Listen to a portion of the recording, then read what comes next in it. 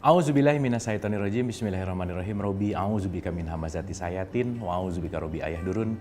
Robbi shrahli sodri wa yassirli amri wahlul 'uqdatam min lisani yafqahu qauli. Assalamualaikum warahmatullahi wabarakatuh. Salam sejahtera untuk kita semua. Rahayu, namaste, om swastiastu, namo buddhaya. Salam kebajikan dan sehat untuk kita semua. Dan kita sama-sama membuka pikiran, membuka hati yang mudah-mudahan program ini, acara ini menjadi program yang menambah wawasan, pengetahuan, tapi tidak berhenti di tahu. Mari kita masukkan ke dalam hati kita agar menjadi rasa, dan rasa itu yang akan menyebarkan kebermanfaatan. Seperti biasa dalam pembelajaran ini, supaya kita bisa menerima hikmah dengan baik, mari kita hadirkan diri kita utuh di sini saat ini. Dalam pembelajaran yang terbaik adalah pikiran yang hening. Oleh karena itu kita menghening sejenak, menghening dipersilahkan.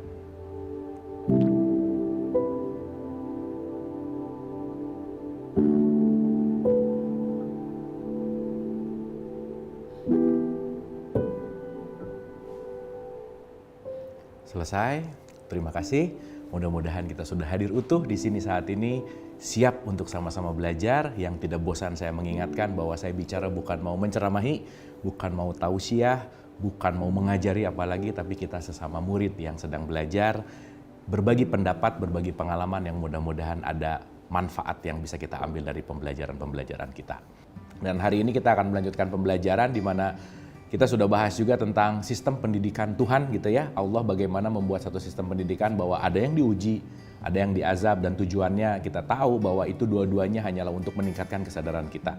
Hanya untuk kita lebih mengenal diri. Hanya untuk kita untuk lebih belajar, itu poinnya. Meningkatkan derajat kita. Gitu ya. Karena sekali lagi, hidup kita tidak dinilai dengan apa yang kita punya sekarang. Hidup kita tidak dinilai dengan jabatan kita sekarang. Hidup kita tidak dinilai dengan kepintaran dan seterusnya, tetapi hidup kita dinilai dengan bagaimana kita bisa menikmati saat ini di sini, dengan bersyukur, dengan bagaimana kita bermanfaat karena outputnya adalah perilaku dan akhlak kita yang baik gitu. Nah, hari ini kita akan berbicara topik yang super esensial. Kita akan berbicara tentang hakikat Islam. Kita akan berbicara tentang apa sih inti dari Islam itu sendiri gitu. Karena kemarin juga udah kita bahas tentang agama gitu ya. Agama itu adalah jembatan. Jadi ada dua poin penting yang harus kita sadari, bahwa ada orang beragama Islam, tetapi dia belum tentu memiliki kesadaran Islam itu sendiri. Di awal sudah saya sampaikan tentang penelitian negara paling Islami sedunia aja, justru malah negara yang nggak banyak orang Islamnya, KTP-nya misalkan. Justru malah New Zealand yang dijadikan negara paling Islami dalam penelitian gitu. Di mana di situ society, hubungan antar society-nya bagus, tingkat korupsinya rendah, kriminalitasnya rendah, dan seterusnya gitu. Nah, oleh karena itu, yuk kita mendalami lagi gitu tentang Islam ini, yang jangan-jangan kita cuman berlabelkan Islam, tetapi tidak menjadi genuine-nya Islam. Gitu ya. Guru saya Buya Husain selalu mengatakan the genuine of Islam itu tidak terletak pada kemasannya, tetapi pada isinya. Oke, kita mulai. Berbicara masalah Islam dan agama Islam, mungkin saya akan menganalogikan dengan hal yang sederhana dulu gitu ya. Saya kasih contoh. Kalau kita beli gula, yang kita cari kan bukan gulanya. Tentu saja yang kita cari adalah manisnya. Oke? Gula sebagai jasad, manis itu sebagai rasanya. Jadi kalau ada gula tapi nggak manis, berarti dia tidak berfungsi sebagai gula gitu. Nah, agama Islam itu adalah gulanya. Islam itu adalah manisnya. Nah, jangan sampai gula nggak manis tadi beragama Islam tetapi tidak punya sifat Islami gitu intinya. Ya, jadi kita bagi dua dulu nih. Oke. Dalam konteks kalau kita mau berbicara di surat 4 ayat 125 itu dikatakan begini. Waman ahsanuddin miman aslama, dan ini berkaitan nanti sama Ibrahim gitu. Makanya kan Ibrahim itu dijadikan sebagai suri teladan, salah satunya di Quran dikatakan. Maka kenapa di sholat, di akhir-akhir sholat itu pasti atahiyatnya itu adalah Allahumma sholli ala Sayyidina Muhammad kama sholaita ala Sayyidina Ibrahim. Karena di surat 4 ayat 125 itu dikatakan bahwa ikutilah milah Ibrahim. Gitu ya. Dan nanti kita akan mengerti bahwa semua para nabi dan rasul itu membawa ajaran yang sama. Yaitu ajarannya Islam. Maka di surat 42 ayat 13 itu dikatakan syariat para nabi dan rasul itu semuanya sama. Syariatnya adalah Islam. Dalam tanda petik, ajarannya adalah Islam. Semua para nabi dan rasul itu adalah Islam.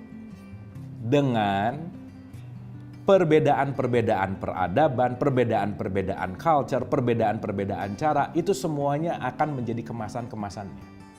Maka jangan sampai kita sekarang sibuk menilai kemasannya, tetapi kita tidak masuk ke dalam inti dari isinya, genuine-nya gitu kira-kira. Oke, saya kasih contoh sederhana begini. Kalau kita berbicara bahwa setiap kita innalillahi wa inna ilaihi rojiun, diulang-ulang tuh. Starting point-nya adalah Allah, finish line-nya juga adalah Allah itu sendiri. Maka kita lagi berjalan, journey gitu, perjalanan mau pulang, gitu intinya. Kemarin udah kita bahas juga bahwa perjalanan pulang ini kan tentu kita perlu maps, perlu jalannya juga, perlu metodenya juga, perlu caranya juga, dan seterusnya gitu. Maka menuju pulang, diulang-ulang itu jalannya banyak sekali. Jadi jumlah jalan pulang menuju Tuhan sebanyak ruh yang ditiupkan Tuhan. Jadi kalau sekarang ada 7,8 miliar manusia, let's say, berarti ada 7,8 miliar jalan juga menuju kepada Dia gitu. Maka nanti kita akan mengerti ketika kita terlalu sibuk ngurusin lah ya dalam tanda petik, atau dalam tanda petik menilai jalan orang lain, sementara kita tidak masuk ke dalam jalan kita, menyadari jalan kita, disitulah yang akan terjadi konflik gitu. Dimana konflik terjadi ketika KTP-nya Islam tetapi tidak memiliki sifat Islami itu sendiri gitu. Maka nanti kita akan mengerti bahwa sekali lagi orang yang agamanya Islam belum tentu memiliki sifat Islami.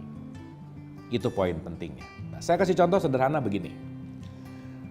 Kita mengambil dari katanya aja dulu. Konteks kata yang disebut dengan yang namanya Islam. Islam itu bukan kemasannya. Tetapi nanti Islam ini justru akan menjadi yang namanya adalah sifat. Kesifatan bukan bendanya. Gitu ya.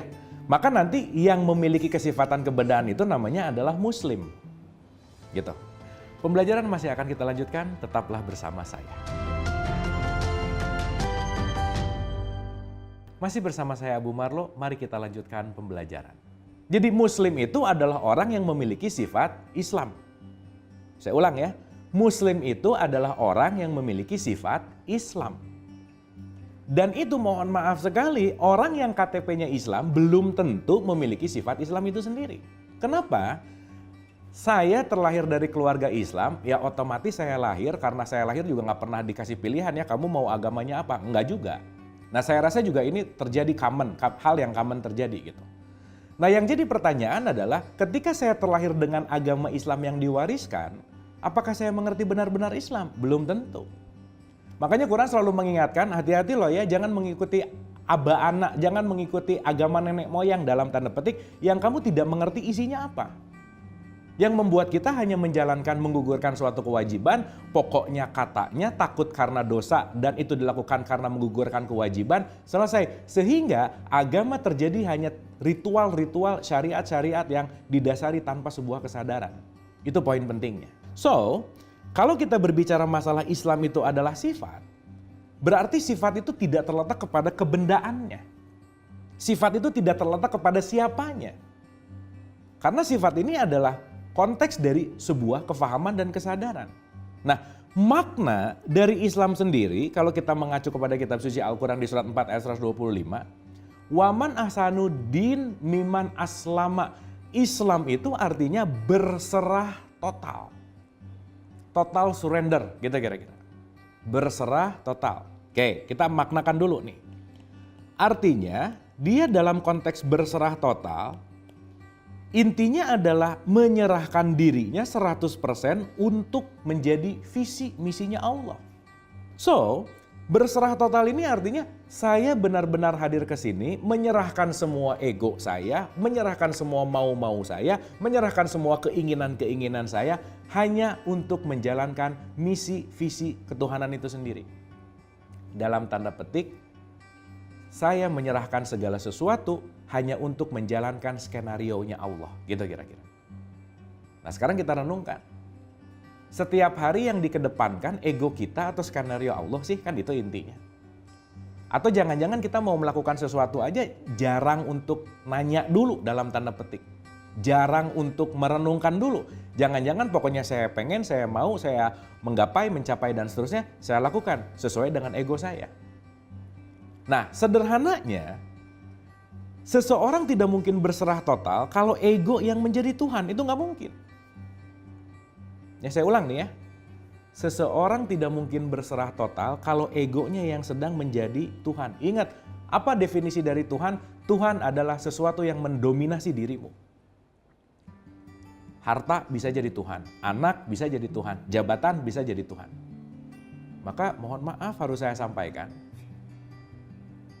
meskipun KTP-nya adalah Islam tetapi dia menuhankan jabatannya, maka dia tidak Islam di hadapan Tuhan. Maka dia belum menjadi Muslim. Kenapa?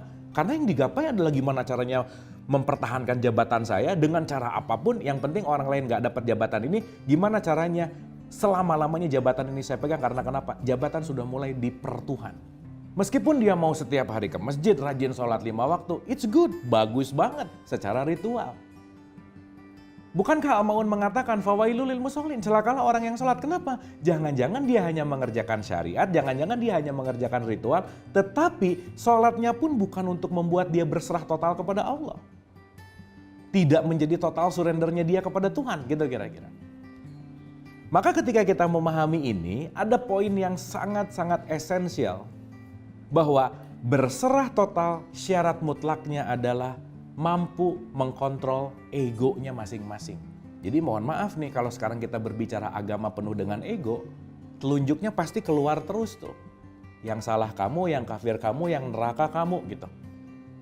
Padahal hak menilai tidak ada pada kita sebagai manusia gitu. Nah yang ingin ditekankan di sini adalah jangan hanya kita beragama Islam tetapi tidak memiliki kesadaran yang Islami. Karena kesadaran Islami inilah yang sebenarnya dijadikan patokan nilai konteks dalam penilaian Allah itu sendiri. Kan selalu diulang-ulang. Inna akramakum indallahi atqakum. Yang paling mulia itu tidak terletak pada dalam tanda petik, mohon maaf harus saya sampaikan. Bukan masalah kemasannya, bukan. Bukan masalah bajunya, bukan. Bukan masalah tampilannya, bukan juga. Tetapi outputnya adalah ketakwaannya. Dan takwa itu adalah jalan untuk berserah total, di mana takwa itu adalah jalan menuju kepada Islam itu sendiri. Maka kalau kita kaitkan dengan pertemuan sebelumnya, bahwa ada orang memilih untuk beriman-iman kembali kepada Allah, itu puncak dari keimanan itu adalah Muslim itu sendiri. Dia menyerahkan semuanya. Gitu ya, itu poin yang paling penting. Nah sekarang kita renungkan baik-baik. Oke, jadi di tahapan ini mudah-mudahan kita sudah mulai paham.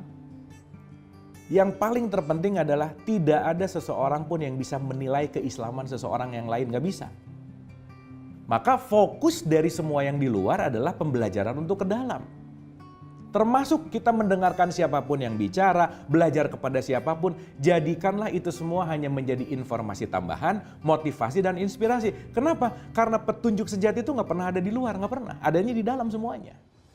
Pembelajaran masih akan kita lanjutkan, tetaplah bersama saya. Masih bersama saya Abu Marlo, mari kita lanjutkan pembelajaran.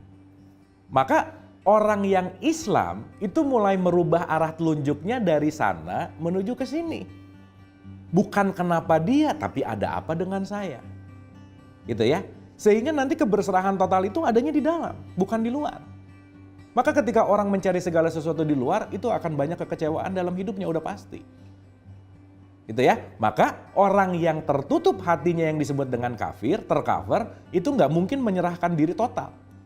Maka kalau kamu nggak Islam, kamu kafir. Kalau kamu tidak berserah, justru yang dituhankan hanyalah selain Allah, yaitu adalah tercover itu sendiri.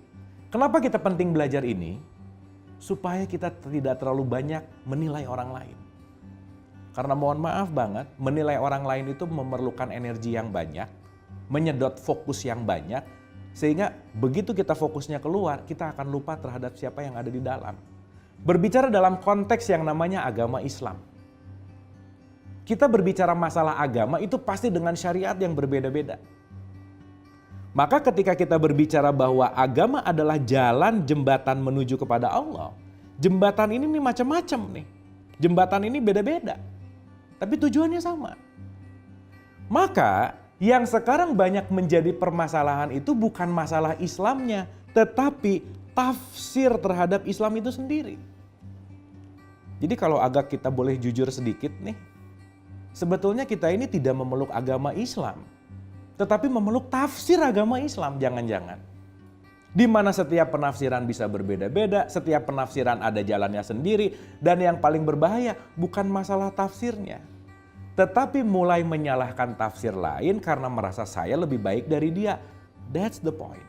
Nah, yang ingin ditekankan di sini karena kita penting untuk membuka pikiran dan hati kita. Output kita ini kan adalah kebermanfaatan, kedamaian, dan ketenangan, kan gitu ya kira-kira.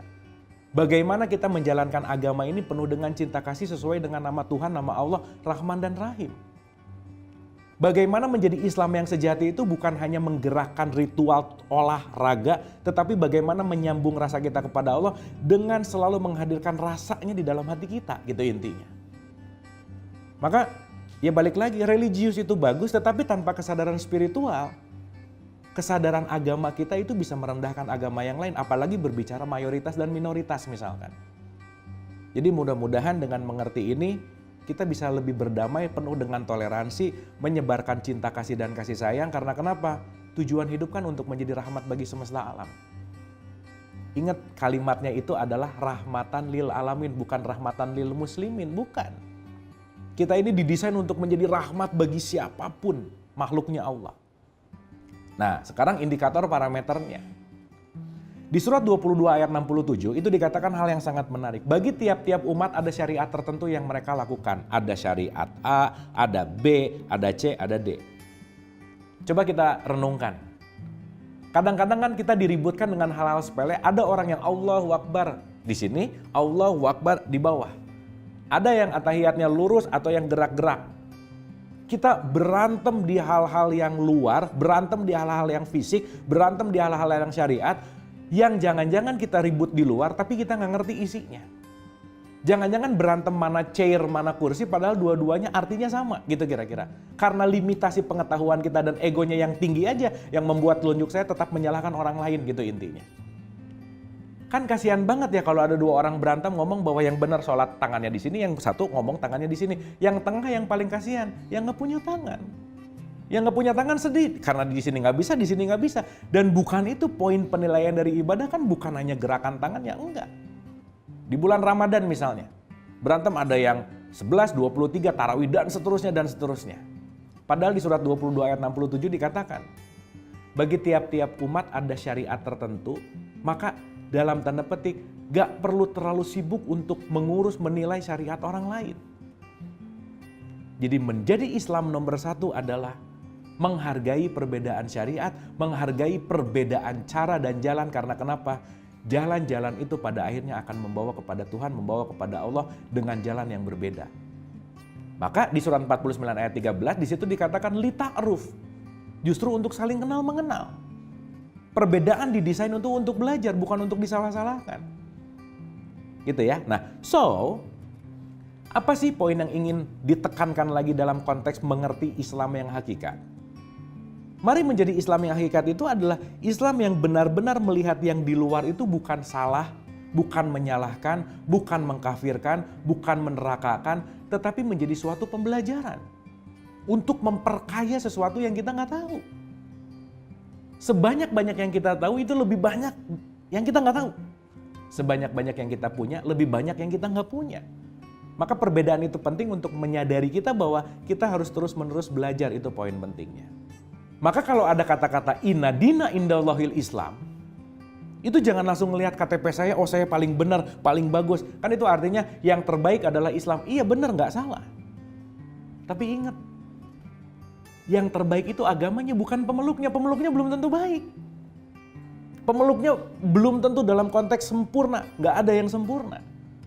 Sehingga kalau kita menyadari ini sebagai suatu sifat, menyadari ini sebagai suatu sistem, inna dina indallahil Islam, Islam itu adalah menyerahkan itu outputnya adalah kedamaian, yang terbaik adalah mencari suatu kedamaian. Itu poin pentingnya. Maka saya rasa ketika ego-ego ini mulai kita turunkan, saya rasa kalau kita mulai menyadari bahwa perbedaan ini adalah fitrah, di situ akan mulai terjadi yang namanya kedamaian gitu.